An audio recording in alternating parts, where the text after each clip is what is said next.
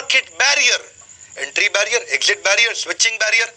ये समझ में आया, मोनोपोली क्रिएट कर दोगे मार्केट में। ये समझ में आया, कंपटीशन को ध्वस्त कर दोगे। ये समझ में आया, मार्केट के लीडर बन जाओगे, कोरोना की ऐसी की तैसी हो जाएगी। क्या होता है मार्केट बैरियर? पर उससे पहले मैं बता दूं, आप मेरे YouTube चैनल पे अगर नए आए हैं, व्यापार में मोनोपोली कैसे क्रिएट करें, मैंने इस पे एक वीडियो डाला हुआ है और ऐसे कई वीडियो और भी डालता रहता हूं, सब्सक्राइब जरूर कर लीजिएगा।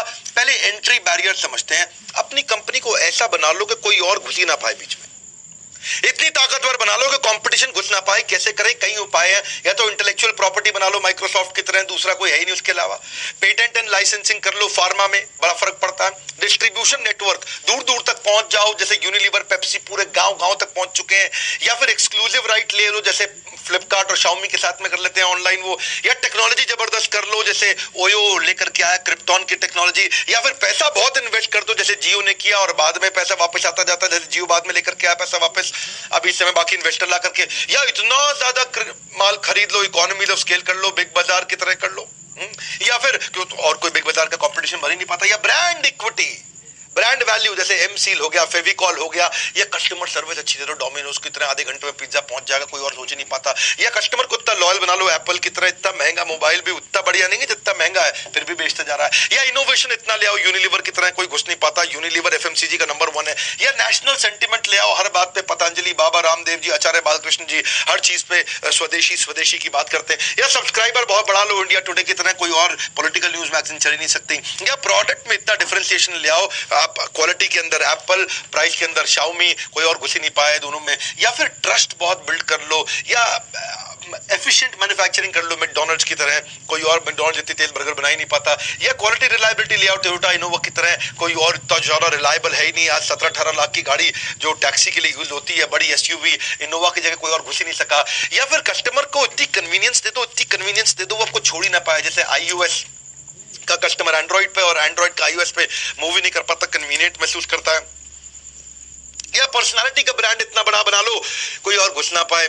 जैसे मेरा भी एक पर्सनालिटी का ब्रांड बहुत स्ट्रांग है। बिजनेस ट्रेनिंग में सीरियस कंटेंट, जेन्युइन कंटेंट, ऐसा ऐसा करके हिलने वाली बात नहीं करना, जेन्युइन कंटेंट देते हैं हम लोग। वो क्या है, डॉक्टर विवेक बिंद्रा, कोई आसानी से घुस नहीं पाता है। ये सारे एंट्री बैरियर अगर आपने बना लिए, कोई और घुस नहीं पाएगा। लेकिन सबसे बड़ा बैरियर आपकी सफलता में आपका fear, the greatest barrier to success is the fear of failure. ऐसे होते हैं एग्जिट बैरियर। ऐसा क्या करें कि देखिए, कई बिजनेस भी होते हैं, आपको समझने पड़ेंगे कि आप उस बिजनेस से बाहर नहीं निकल पाते हैं।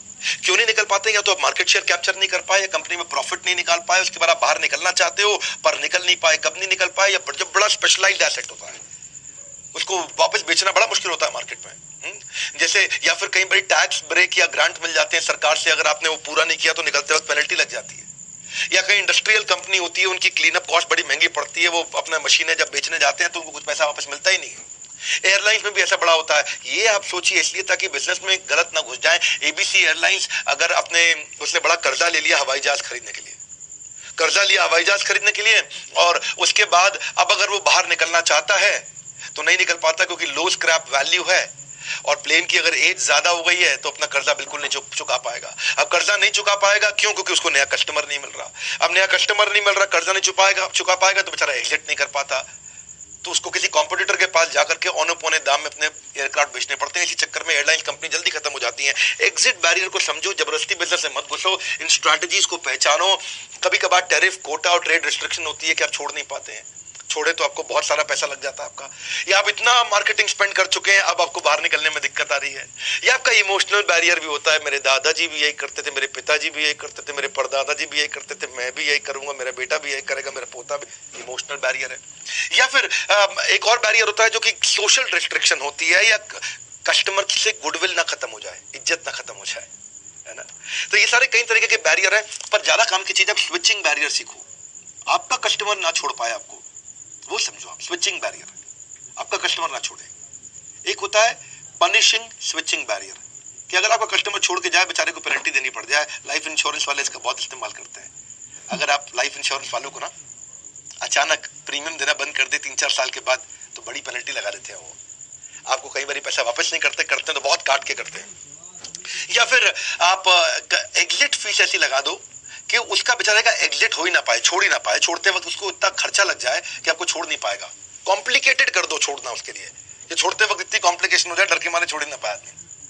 कई बार आप रिवॉर्ड दे सकते हो कि तू स्विच करेगा, स्विच मतलब स्विचिंग बैरियर का मतलब मेरे को छोड़ के किसी और को स्विच कर जाए, मुझे छोड़ के किसी और कस्टमर के पास चला जाए, उसको ऐसे रिवॉर्ड दे दो जैसे फ्रीक्वेंट फ्लायर पॉइंट देती थी एयरलाइंस, जैसे लॉयल्टी कार्ड बना दो, जैसे कुछ पर्सनलाइज या कस्टमाइज करके माल बेच दो, बेचारा दूसरे के पास जा ही ना पाए, है ना। इनको बोलते हैं स्विचिंग बैरियर। कस्टमर स्विच करते वक्त बेचारा सोचता है कहां लफड़े में घुसे। सीआरएम है, एक सीआरएम पूरे एम्प्लॉयज पे सबको सिखा दिया आपने, सिखा दिया एम्प्लॉयज को, अब दूसरा सीआरएम लाना तो बेचारा बहुत टेंशन होता है, सबको दोबारा कहां सिखाएंगे, क्या करेंगे। मोबाइल फोन की पोर्टेबिलिटी होती है, आप एयरटेल वालों को फोन करके देखो, भाई ये एयरटेल काट मेरा कनेक्शन, मैं जियो ले रहा हूं, इसी नंबर पे मैं जियो में पोर्ट कर रहा हूं, तभी वो आपको बोलेगा मैं आपको सर 100 GB का डेटा फ्री दे रहा हूं, 2 महीने का बिल माफ कर रहा हूं, मत जाओ मत जाओ, आपको रिवॉर्ड दे देगा, आप छोड़ के नहीं जाओगे, है कि नहीं। ऐसे ही एक और आपको समझना, एग्जिट फीस अगर लगा दी छोड़ के चला जाए तो वो नहीं जाएगा। सर्च कॉस्ट, कि उसको बेचारे को नया ऑल्टरनेट ढूंढना, उसने उसको बहुत मेहनत करनी पड़ रही है तो भी वो छोड़ के नहीं जाएगा। सर्च कॉस्ट बहुत ज्यादा है, बहुत ज्यादा अगर एफर्ट लग रहा है कि दूसरा ढूंढ के लाऊं ऑर्गेनाइजेशन, या उसका टेक्निकल एफर्ट बहुत ज्यादा लग रहा है, टेक्नोलॉजी का एफर्ट बहुत ज्यादा लग रहा है तो भी वो छोड़ के नहीं जाएगा। या उसको सीखने का एफर्ट लग रहा है, लर्निंग कॉस्ट, कि अगर कोई नया प्रोडक्ट लाऊंगा उसको सीखने में बहुत दिन लग जाएगा, चलो इसी से काम चला लेते हैं। या फिर इक्विपमेंट इंफ्रास्ट्रक्चर की कॉस्ट, भाई ये वाली मशीनें बेकार हो जाएंगी, नई मशीनें खरीदनी है तो बहुत नया पैसा लग जाएगा, इसीलिए चलो इसी से काम चला लो। या फिर स्टार्टअप कॉस्ट, उसको शुरू करते वक्त आपको बहुत मेहनत लग जाती है।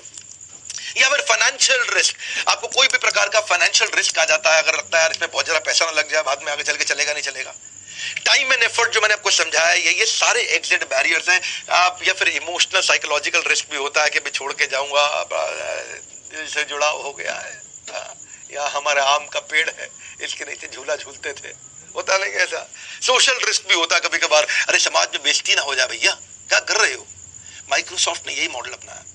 माइक्रोसॉफ्ट इतना बढ़िया सॉफ्टवेयर बना दिया कि उसका ऑल्टरनेटिव है तो सही मार्केट में, लेकिन लोगों को ढूंढने में बड़ी दिक्कत होती है, माइक्रोसॉफ्ट की जगह क्या यूज करूं।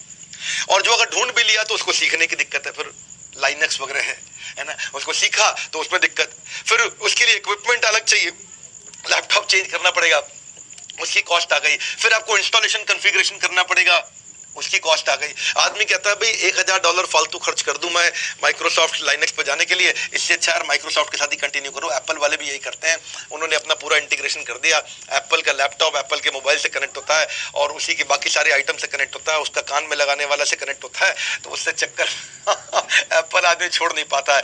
और अच्छा, कोका कोला ने ऐसा बहुत किया, कोका कोला ने ब्रांड लॉयल्टी इतनी बिल्ड कर दी, इतने सालों में कस्टमर नहीं छोड़ पाया। कोका कोला पेटेंटेड प्रोडक्ट है, पीछे से जो सोल्यूशन आ रहा है वो कोई और नहीं बना पा रहा, इसलिए नहीं चेंज कर पा रहा। वर्टिकल इंटीग्रेशन कर दिया, सोल्यूशन पीछे से खुद का ही है, आप सप्लायर नहीं ढूंढ पाओगे, इसलिए आप कोक की बराबरी नहीं कर पा रहे। सबसे पहले आया था मार्केट में, इतनी जबरदस्त ब्रांड इक्विटी है, इतनी लॉन्जेविटी है, तो कस्टमर कोका कोला पे विश्वास करता, कोई और नहीं पीता है। ज्योग्राफिकल बैरियर उसने इतना बड़ा बना दिया कि भाई ज्योग्राफिकल बैरियर क्या है कि कोका कोला हर जगह प्रेजेंट है, हर देश, हर गांव, हर शहर, हर मोहल्ले में प्रेजेंट है, आप नहीं पहुंच पाते आसानी से, इसलिए आप नहीं आ पा रहे। इकोनॉमीज ऑफ स्केल, हजारों लाखों बोतलें कोक की रोज बन रही हैं। आप कोक बनाता है कोल्ड ड्रिंक तो उसको 3 रुपए की बोतल पड़ती है, आप बनाओगे 8 रुपए की पड़ती है, क्योंकि वो इतना बल्क में बनाते हैं, इसलिए कोई और नहीं घुस पा रहा। बात बड़ी सिंपल है, शिक्षा हमारे समाज की आत्मा है जो कि एक पीढ़ी से दूसरी पीढ़ी को दी जाती है, यही आपको भी करना, अपने बच्चों को भी सिखाओ, लर्निंग का कल्चर बिल्ड करो। इसीलिए